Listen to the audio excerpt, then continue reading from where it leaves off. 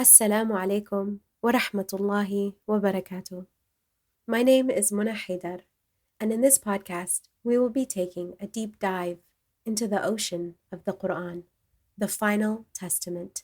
Our guide is Imam Fode Drame, a Qur'anic exegete, linguist, and distinguished scholar of the Islamic sciences and arts. He is the author of numerous books on topics spanning from Tawheed and Tafsir to how the Qur'an can be used as a tool for personal development. He is the head of the Zawiya Foundation in Vancouver, BC, a non-profit charity founded on his vision for humanity, which has a branch in Ypsilanti, Michigan, and budding branches in the Delaware, Maryland, Virginia area, as well as budding branches in Seattle and parts of California. Imam Fode Drame comes from the Jahanke tribe of West Africa, which is known for the proliferation of Islam and the teaching of the Qur'an for the last 1,000 years. He speaks and studies a multitude of languages, which serve his work in spreading the message of Muhammad, alayhi salatu wassalam, a message, a mercy for all the worlds. He is deeply rooted in tradition, which makes him an anchor, unafraid of dunya and modernity. He teaches people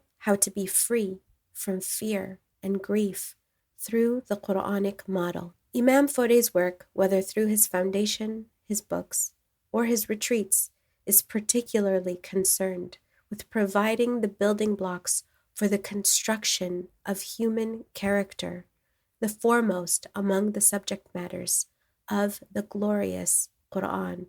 In this podcast, we will be taking a walk through the garden of the beautiful Qur'an, and I pray you will join us every week as we release new episodes on Mondays. So each week, you can come back, find us, and journey with us further and deeper into the Qur'an. In these first episodes, we cover things like what is the Qur'an and who is Allah? And while these might sound like very basic questions, just wait till you hear Imam Fode's answers.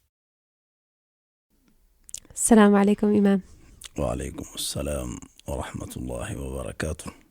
I'm so grateful that you are sitting here with us today and that we are able to ask you some of the questions that hopefully will help heal and guide our hearts in these times of trials and tribulation and chaos in the world.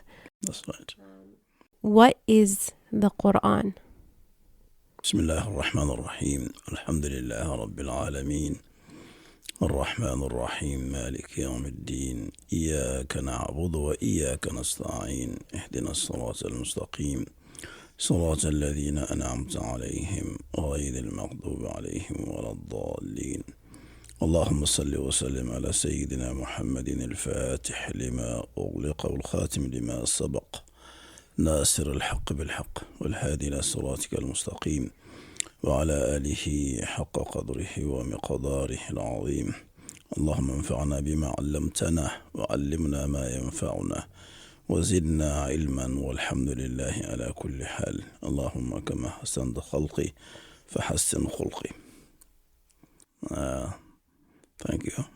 Alhamdulillah. Quran has been defined by the Quran itself. In various places in the Quran, in Surah Yunus, Allah subhanahu wa ta'ala says, Ya ayyuhan nas, قد جاءتكم موعظة من ربكم وشفاء لما في الصدور وهدى ورحمة للمؤمنين. Or humankind. So address the humankind at the beginning. قد جاءتكم موعظة من ربكم.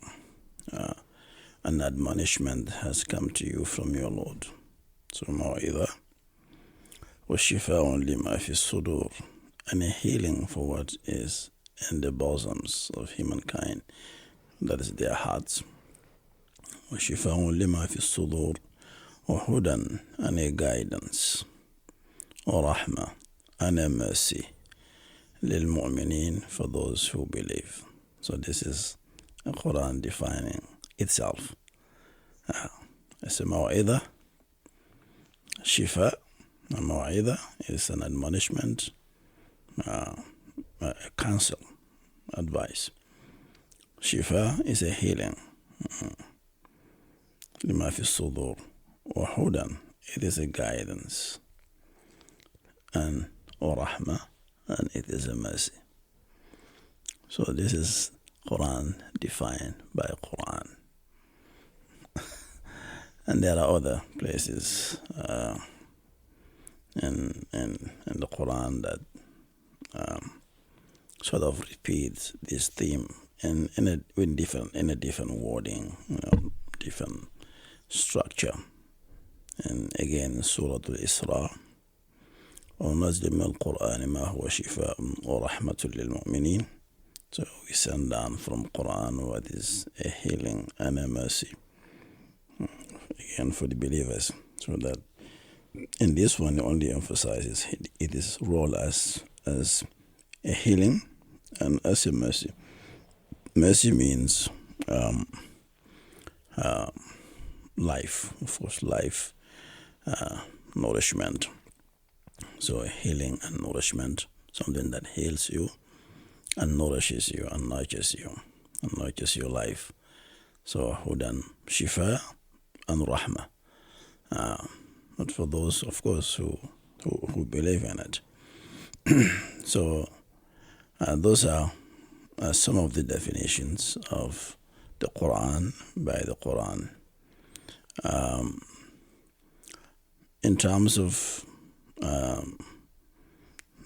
the word Quran also sometimes is defined by the word kitab, and that is a very good explanation that I haven't seen offered by Mufassirin, those who wrote commentaries on the Quran, the relationship between Quran and kitab, even though they are all both referring to the same reality, the same entity.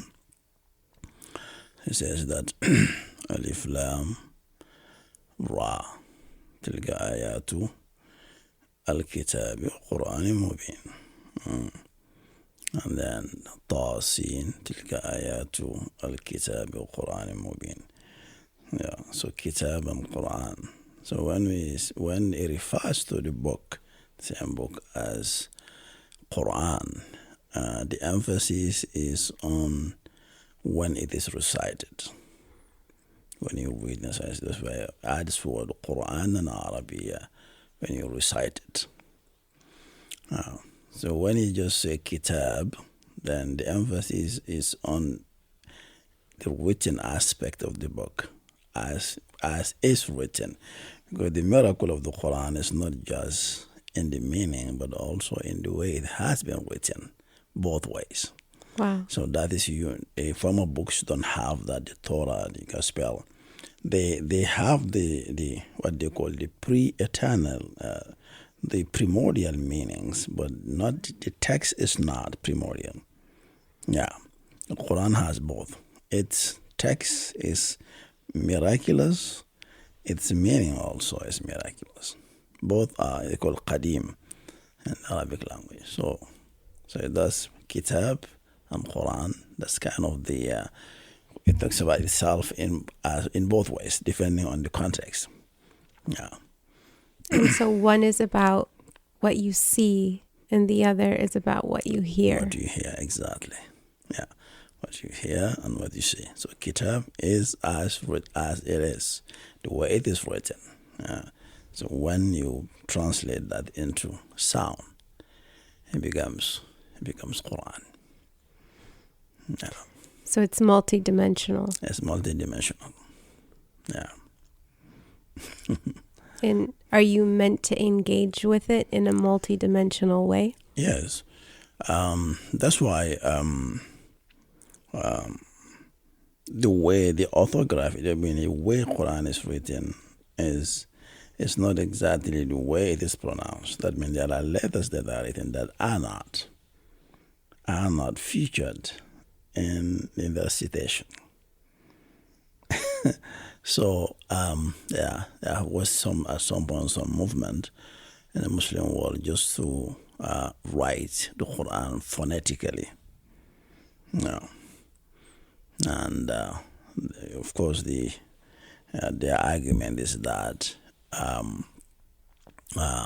what matters is the sound which has been transmitted from the Prophet ﷺ by a chain, and we call it qira'at. But the others say no, especially the Arifin, the people who have the Gnostics, the saints, those who have see the Qur'an beyond. They say no. The way it is written also has its own message. Leave it as is. And even Imam Malik, they ask him that question. Is it okay that we write the Quran phonetically? He said, no, I don't agree with that. Keep it the way it is. Yeah. So the way it is written, like Salah, is Sa, La, and Wow. But we don't pronounce the Wow. Salat. So we pronounce as though there's an alif. Zakah. It is Zaka, Wow, and Ta. But the Wow. But there's a reason for that. Why it is Wow. Why the Wow is there, that is not pronounced. So this is a miracle by itself. Another dimension by itself that few know what that is about, apart from the great Gnostics, the Arifin. So Quran is just, It's massive. It's massive. Immense. Yes, it's immense. Will you leave us with a piece of advice? Our advice is be for God what you want God to be for you. No.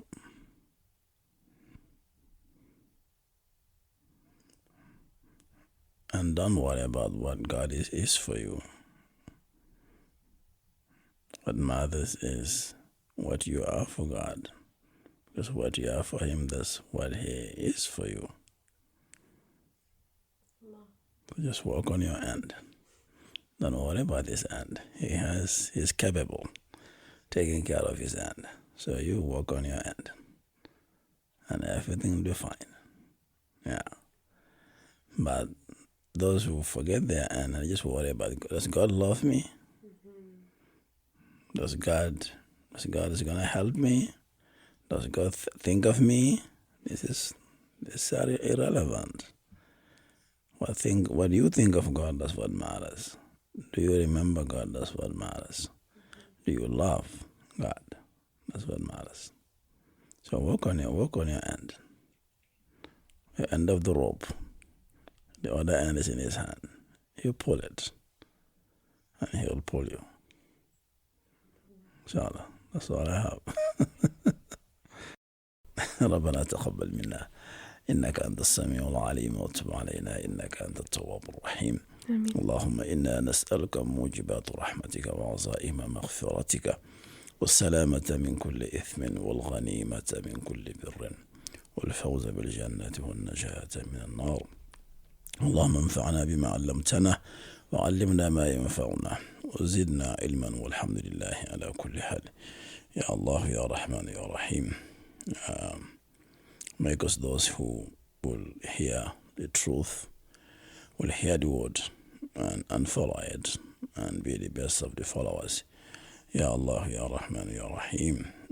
Grant us the tawfiq of distinguishing falsehood from truth and help us follow the truth and shun the falsehood.